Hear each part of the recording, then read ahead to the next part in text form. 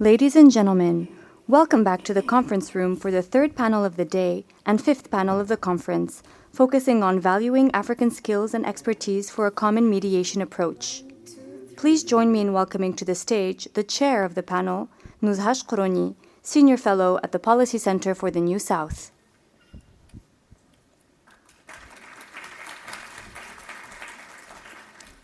And now, please welcome to the stage the speakers for this session. Nizar Msari, Associate Professor at Al Akhawain University in Ifrane.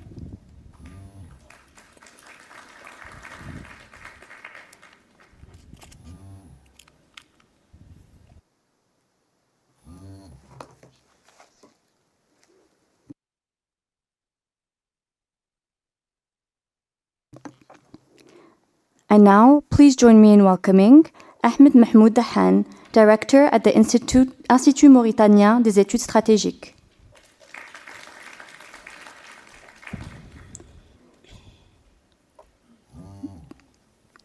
David Anetey Akrong, Deputy Commandant at the Kofi Annan International Peacekeeping Training Center. And Ibrahim Abusheriah, Professor at Sebha University.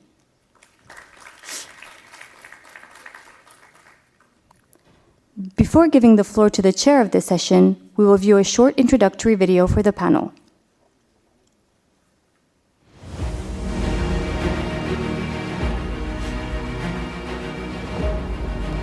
This panel will highlight African skills and expertise in mediation, aiming to develop a common and collaborative approach.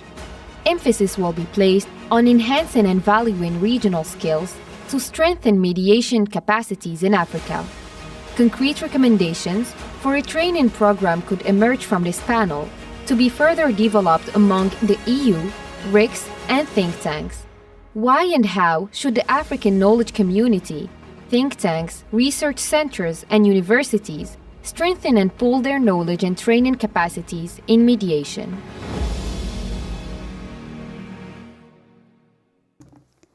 Nouzha Chekrouni, the floor is yours.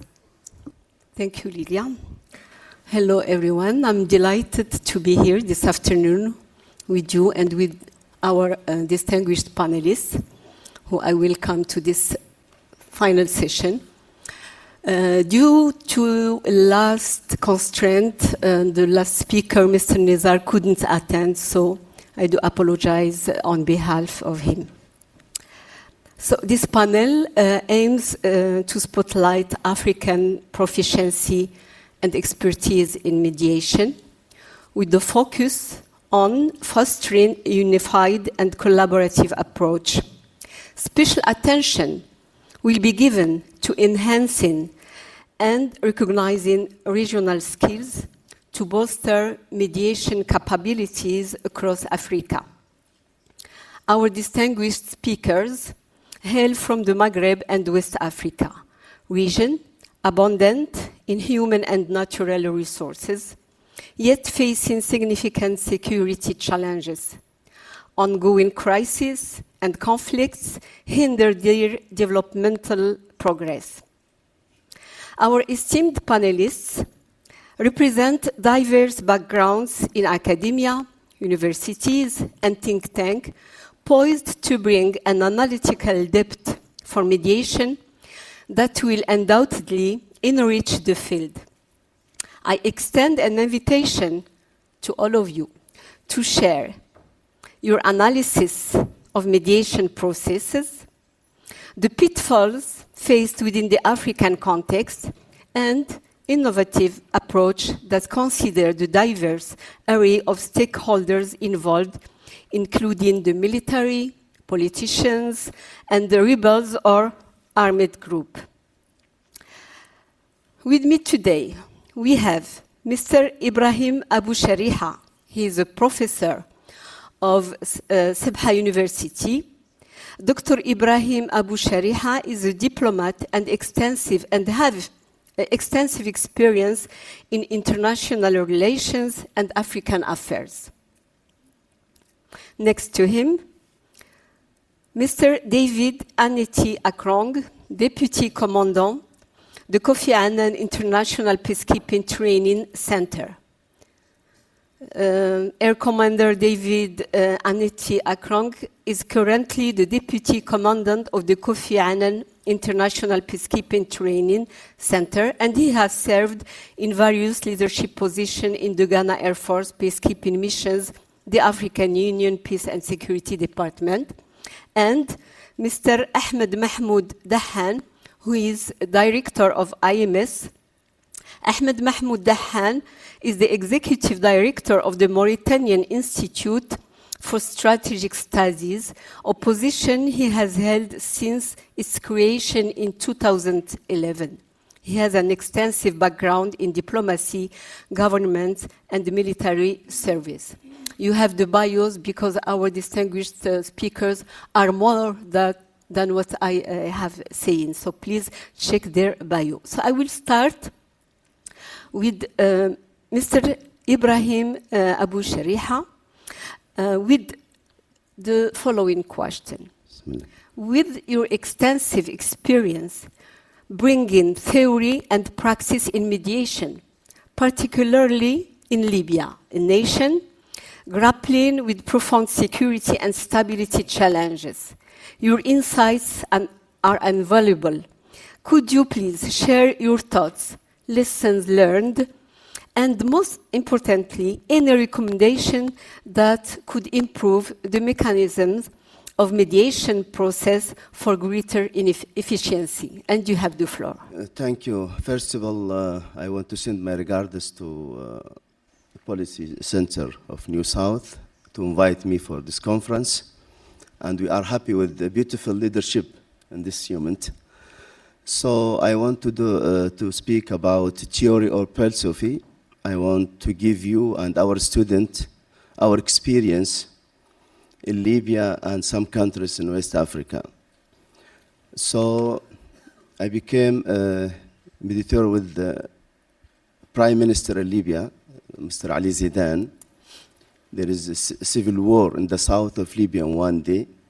So we make good job with some tribes there in the south. But the problem, the government use money to repair that tribes. Yesterday, our colleagues mentioned about money and corruption. So our recommendation about this issue, it's very dangerous to use money in mediation. This is the first experience what we get it in Libya case. I want to talk about the role of scholarism in mediation, especially in Gambia Republic in 2017. I was their Libyan ambassador, so I saw what happened exactly. The experience of Gambia Republic, it's very near from the South African experience in the reconciliation. So there is many scholars and locally working hard to protect Gambia from civil war.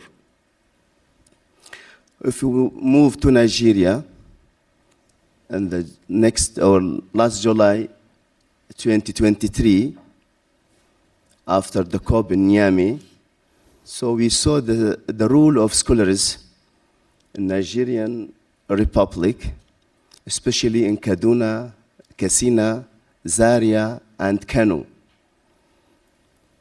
Two persons, one of them, Sheikh Yola, and the another one, Sheikh Abdurrahman Ahmed. Just two persons stopped the whole process of African Union, ECOWAS, and United Nations. Those people not care for democrats about what happened with Mr. Bouazoum, but they are want to stop the war in the poor and the needy country like Niger. So I called the Policy Center to study these cases. It's very important. What the secret influence for these people? how they are impact on the ECOWAS, African Union, and Nigerian and Ghana in that time. All of them want to intervention by force in Niger. So it's very important to learn that and to our students. In the Gambia, there is Abdullah Fani, Muhammad Lamin Toro, Mamadou Sisi, and another scholars after the regime of Yahya Jammeh. Few minutes Gambia to enter in the civilian war. But this is the rule of scholars in that time, to stop everything and to become Gambia peaceful and no any clashes between Ghanaian people. We back to Libya again. We can to accept mediation locally. We are in Libya, different case.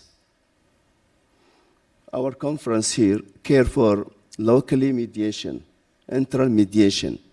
But in Libya, the situation is very difficult. There is foreigners' intervention in Libya. Some tribes in the south has relationship out the Libyan state with another states. And as you know, there is new player in the area.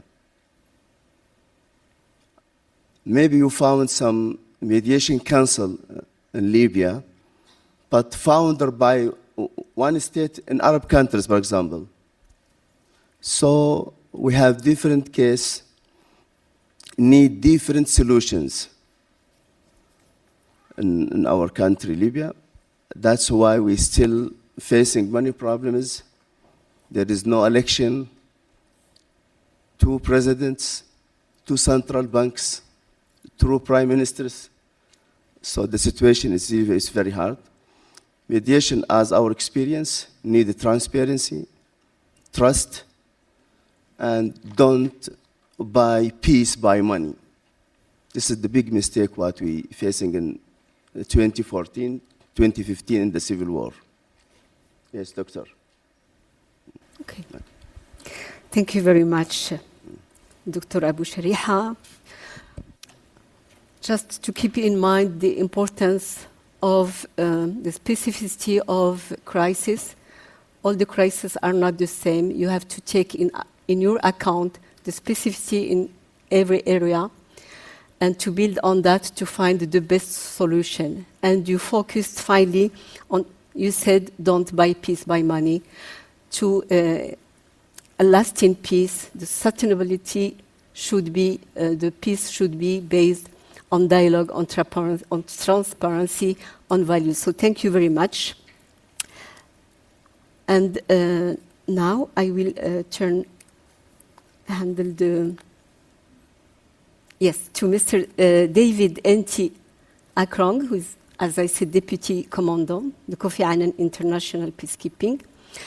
Mr. David, do you believe African conflicts can only be resolved by African skills?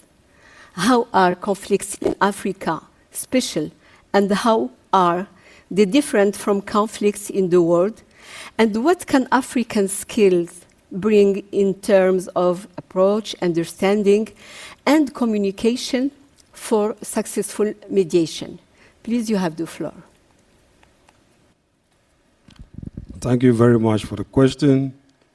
And let me join my colleague in saying that I'm very privileged and happy to be here to be part of these distinguished delegates. Let me respond, first of all, by saying that whatever discussion we've had in the past 2 days, that is till now, has touched on certain key areas that I believe to a large extent all the speakers have alluded to. Yesterday we had a poll which indicated that 70% of people here in this room lean towards Africans having African solutions to African problems. So And then we have 30%, which says that we should look beyond Africa to address the challenge. 30% is not a small figure, so it's worth considering in how we approach the issue.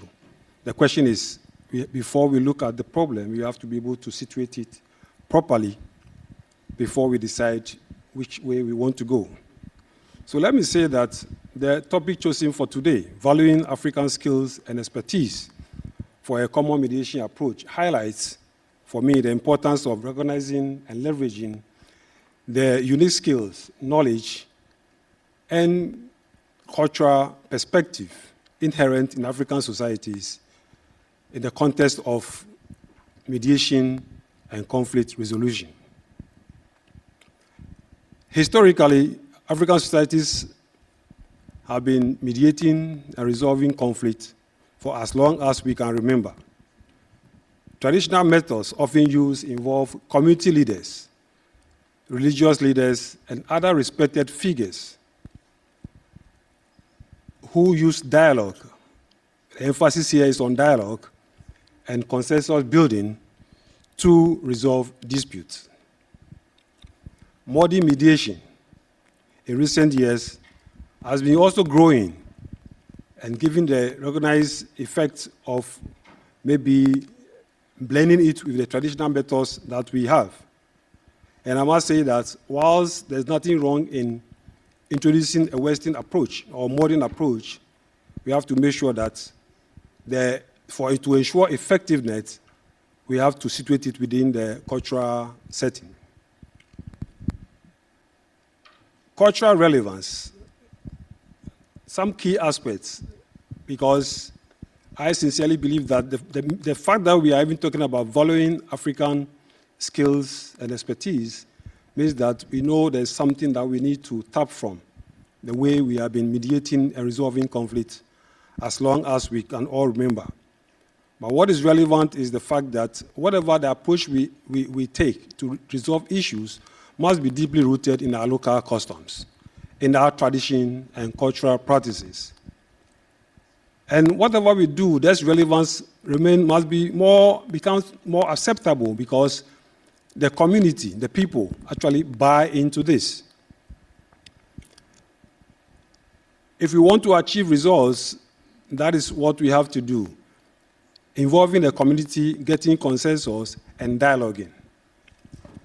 You cannot achieve any meaningful result of resolving conflict if you do not get the community involved. So community involvement is something that I personally will encourage, and that is how basically things have to go. A holistic approach. Yesterday, the issue of women, youth was discussed here. That maybe in the past, or probably in a few decades past, there were no women involvement so far as bringing them to the mediation table as part of those finding solution to the problem. But today, as we speak, they are ready, they have been trained, they are well equipped, they are knowledgeable, and they have a critical role to play to ensuring that they also aid in the success of any mediation process. The benefits are very much valuable to all of us if we, in other words, the effectiveness will be improved if we bring all of this together. But more importantly is the sustainability of the mediation processes. The traditional means have been used. In the case of Rwanda, the gachacha, and then when you come to Liberia, we use the palava hat, where we bring traditional communities, people together to begin to talk among themselves using traditional norms, customs, and culture, making sure that we build a consensus across the divide. And I think this has yielded. So I do agree we need to continue to use African skills and expertise, but I also believe that we also have to be able to understand the issue we are dealing with and know when to go hybrid in terms of applying modern skills, because the kind of situation we have, the conflict situation we have these days, are multidimensional, have different sizes, and may not really be something that is specific to Africa. However, it may be happening in Africa within our own setting, and therefore going one direction totally may not really address the problem. So I think I'll leave it here for now, and perhaps I'll leave some room for when we come to the interaction session so that we can talk more on this. Thank you very much. So thank you very much, Mr. David. Yeah, I really appreciate the fact that you made this comparison between the past and today, and how the historical approach based on the involvement of the community through the dialogue was very efficient. But at the same time, you focused on the modern approach that can also be useful. And thank you for giving us and sharing with us the experiences you have highlighted. You talked about African talents and skills. You talked about women and youth. Do you think, and this is a question that I address to everyone, do you think that we have the sufficient talents that they can contribute to mediation in our continent? And what can we do to make youth and women and also everybody who is interested in mediation to be involved and efficiently? It may be interesting to look to this question and to try to give some recommendation about this question. But before that, I would like to turn over to Mr. Ahmed Mahmoud Dahan, Director of IMES from Mauritania. My question to you is about security and development, and I believe that security is often linked to development challenges, particularly in internal conflicts. You come from a society rich in tradition. So how, in your point of view, how to reconcile legal diplomatic mechanisms while drawing inspiration from local culture and traditions for efficient mediation? And the floor is yours. Thank you very much, and I thank the Policy Center for the South for the invitation.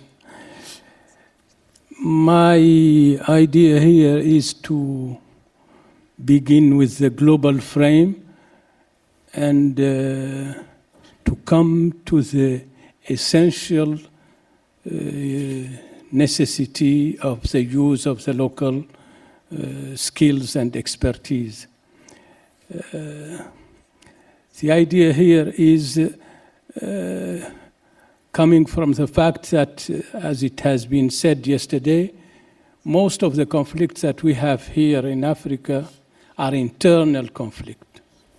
And most of them even are not between normal groups, and they are using a lot of the resources of the country because they are, the states are in the dilemma of using all this for security or for the other purposes like development, education, health, and as I come from a region that is very close, for instance, to the Mali, we have 2,200 kilometers, the border between us, and we see what is happening. And the situation there is difficult. What I want to say is that in Africa, the last 7 decades, we have been struggling against hunger, against poverty, against bad governance, and now it is more and more lack of security. And we all know that we have a lot of natural resources. We have more than the half of the agricultural land of the world. and we still are not able to fill the gap between us and the developed country. The problem is we have tried. We have every recipe that has been given to us, we have tried it. But it has not gone the right way.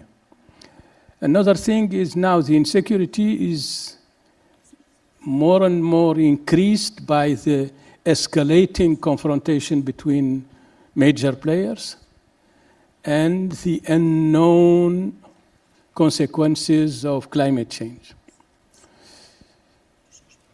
What can we do? I think we have to adapt the recipes that we receive from other countries to our realities. Take democracy, for instance. In developed society, equality before the law is the rule. Equality of opportunities progresses.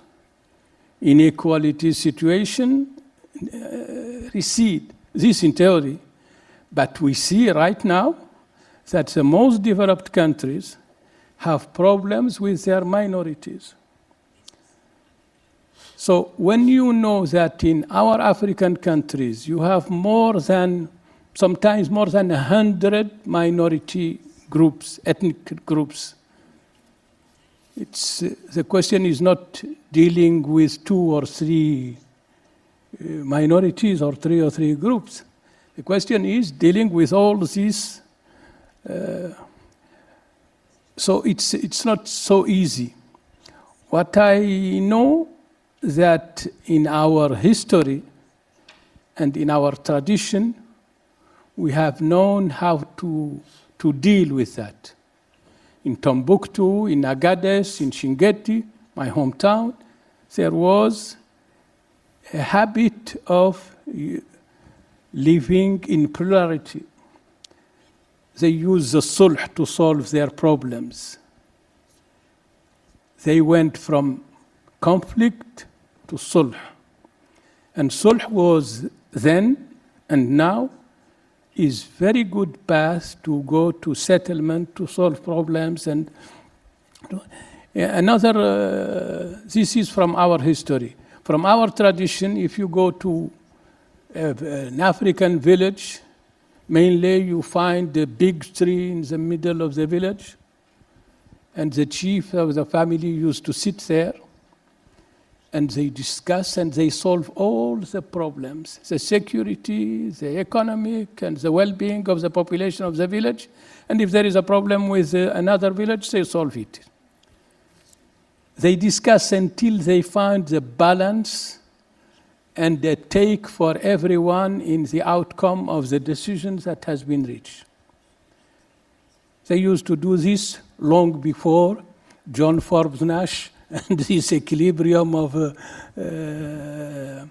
power. So these are people. Another thing that I want to say is that in European countries who give us most of this recipe, they are very individualist. We are societies, the ethnic groups are groups, and the bonds between the groups members are strong. And the heads of these groups are able to influence the decision of the group. What I say that using these traditional and religious leaders as mediators would give the states a lot of good result, and they can diminish the cost of the security, because they will bring cohesion and solve the problem within the group and with the other groups. That is the thing that I want to say, and it could be a good idea to have to create in the justice structure an entity to impulse and coordinate the societal mediation.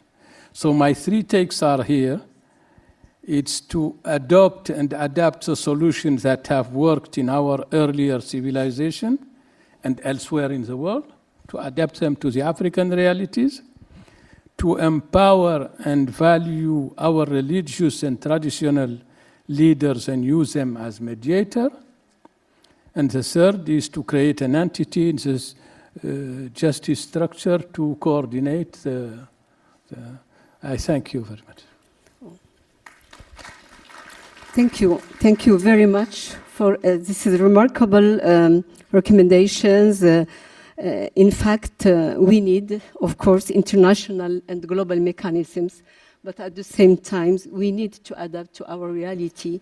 But we need also a good knowledge of our reality, our culture, our traditions.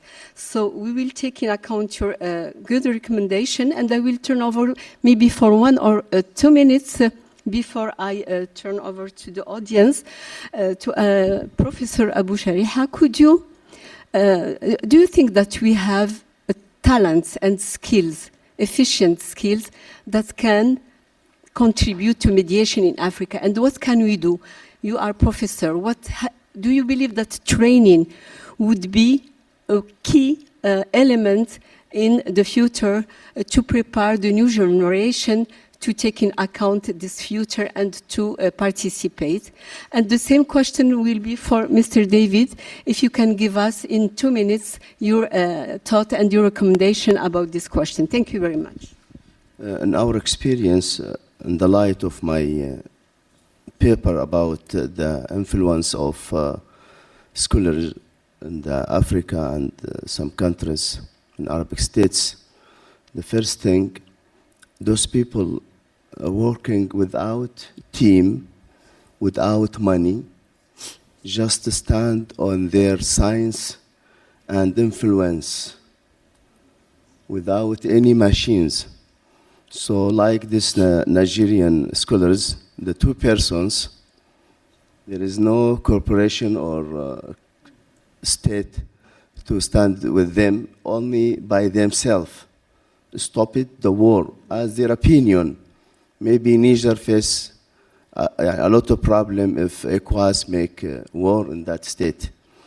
This is the first. Second, in the Libya, the mediation history, for example, in Barqa region, in 1950, just one person arrived to Barqa. He found a lot of tribes fighting themselves, just one person. So maybe the one person can to do what the state cannot do that. And in Fazan, in 2012, there is a big war in the south of Libya between 2 strong tribes. Only one person stay with them and to stop the war. Then the intervention of government use money to make peace. Okay, after 2 years, 2014, the war back again in the south of Libya because of money. So this is the lesson, and this is our experience to send it to you and our student in the science and the political science to attention to use money. Let me to go to Jacob Zuma. In 2011, he lead the mediation by the name of African Union, and he came from Johannesburg to Tripoli. I want to stop the war on Gaddafi regime. But in the same time, there is corruption, there is money. That's why Mr. President Jacob Zuma, I think now in the prison. Of that reasons, there is corruption mediation.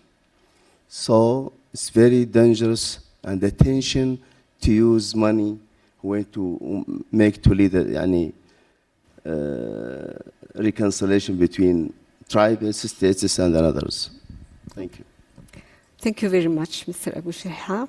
You stressed on the danger of using money. at the same time, you underline that the fact that you need a team. But could you tell us what are the most important mechanisms in your opinion and based on your experience? I know that there is no one way to have a good mediation. You raise many cases and the differences are absolutely clear, we know. But what would be the investment in the future? How do you see it? Let me to mention the very important exam. One person came from Fas in the Kingdom of Morocco, since 500 years, come to south of Libya, and they found the Tuareg and the Nazar tribes killing themselves. Just one person. His name is Sharif Muhammad al-Fasi. Stay with them, make reconciliation between them, and he built the strong kingdom in Fazan. Stay 400 years. So this is the very important model. Thank you very much. Mr. David, the leadership nowadays is more collaborative. The hero is maybe, we lack maybe the hero, but today we should focus on a leadership collaborative, so a collaborative approach, a team, a working team. So how do you see the future? Where can put our strength to make African equipped with the good skills to be a good mediator, not only to resolve conflicts, but also in the prevention of conflicts? What would be your recommendations? Thank you very much. I was noting down the question for the role of women and youth within this space as part of, but I'll take on yours. Kindly allow me a little bit more time because I think I went short on my introduction. Please. I want to say that mediation is a skill that has to be taught. It's a capacity that has to be built. And I think women have come a long way since the passing of UN Security Council Resolution 1325, Women, Peace and Security Agenda, that we now have women who are former presidents, we have women in leadership positions, we have women who are currently president on this continent. So the point I want to stress is, if it's a capacity that has to be built, one of the qualities that we highlighted yesterday was that it is not just enough to be an ex-president or an ex-prime minister, but it's somebody who has a certain standing in society, somebody who has the credibility, can be impartial, and understand the cultural perspective or nuances of the society. I think women can stand for that, women can do that. So when you talk about inclusiveness, women can be brought to the table. Where they lack capacity, we have to build our capacity. And we have institutions like the Kofi Annan International Peacekeeping Training Center, and I believe some other institutions who are actually training mediators to be able to help in mediating in conflicts.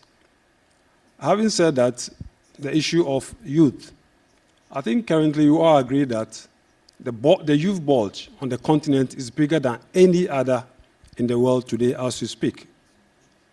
Now, how do we address this opportunity? Because once we fail to address it, then it becomes a curse, which will affect national development and national security. In other words, it will affect our peace and security agenda. So for me, the issue is, if we are talking about inclusiveness, it's a question of building youth leadership, and which will add to the peace-building effort. So we need to understand that in as much as we are valuing the African skills and expertise, as outlined in this discussion this afternoon, we should not stay with the old tradition of going with older people who we think are prominent enough and therefore they can solve the problem. Because yesterday, one thing that came out clearly was that even if you have the prominence of personalities, you still need to have a team that is well versed in mediation, that will be able to support that leadership to be able to achieve the effort. So what I will say is that there's a need, my recommendation for this will be need to invest in capacity building, both in the structures and the personalities that are involved in mediation and conflict resolution, but more importantly, to also involve civil society organizations, grassroots, women and youth all together in bringing them to the table. And of course, we need to invest more. The issue has been that we talk about African problem, solving African solution to African problems. But more often than not, we all know where the money is coming from. So we need to invest more if we want to solve our problems. I'm not saying that we should not work with our partners to address the challenge, but I think we need to be doing more. Those are my 3 recommendations I want to put out there. Thank you very much. Thank you very much, Mr. David. I agree totally with your recommendation. I just want to say that indeed Africa should be proud of the women, African women and young women. But I believe that there is a lack of coordination between all the institutions who are involved in the mediation. I just want to give an example. Do you know that for the implementation of the 1325 resolution on women and peace security agenda, we have at least 2 or 3 networks in Africa. We have FemWise, we have also the Mediterranean network and the Arab network. And I will add to that there is national network, Moroccan network for women mediators. So we should put our efforts together in order to be involved and to prevent the conflicts in our continent. We have skills, we have talents, but we need